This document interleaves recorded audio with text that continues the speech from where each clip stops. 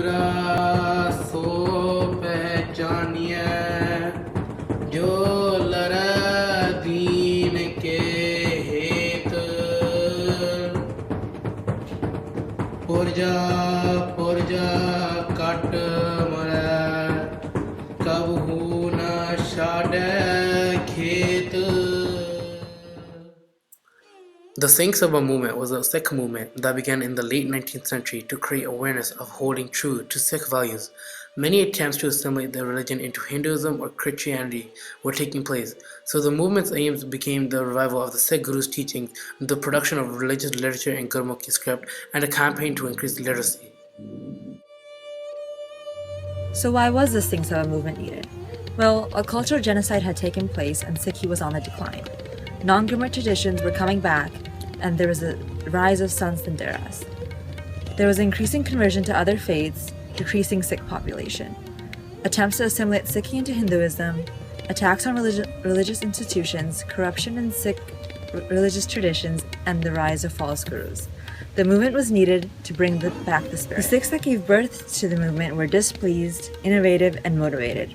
They didn't like where their panth was headed, so they didn't wait for their parents to change and made Sikhia relevant to a new generation by using leading technology. They became the change they wanted to see.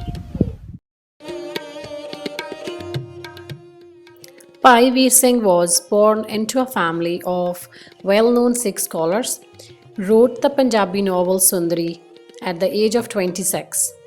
He is considered one of the greatest poets, scholars, historian, and writers of Sikh history as he single-handedly developed Punjabi Sikh literature.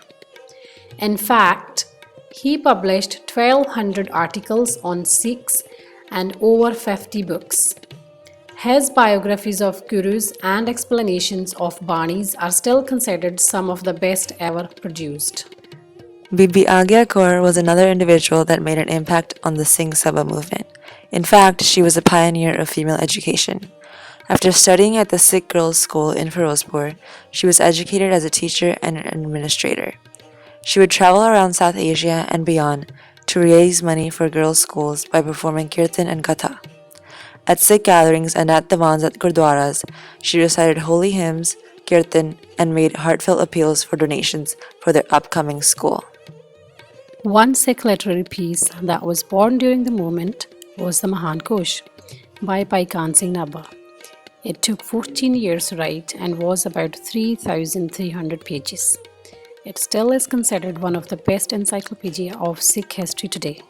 Its remarkable coverage and exemplary accuracy has a multitude of entries ranging from brief definitions of difficult words from the scriptures and tradition, through descriptive notes on various doctrines, individuals and institutes to accounts of the gurus.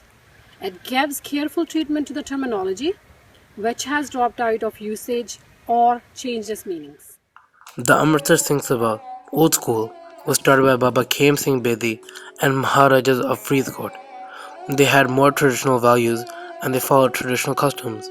They also focused primarily on the expansion of education. They felt as if education was more important beyond other issues. The Gurdwaras weren't teaching the Sangat about Sikhi and its rich history, so the Amritsar Singh Sabha felt the need to take matters into their own hands and teach the Sangat outside of the Gurdwara. Slowly on, after moving forward, they took over the Gurdwaras and started teaching in there. They defended against infiltration by Muslims and Christians. Also, they took Hinduism into more of a context, as they considered Sikhs as reformists within greater Hinduism. Now, on the other hand, Lahore Singh Sabha, New School, was started by Professor Gurmukh Singh, Gyani Dit Singh, and Johar Singh Kapoor.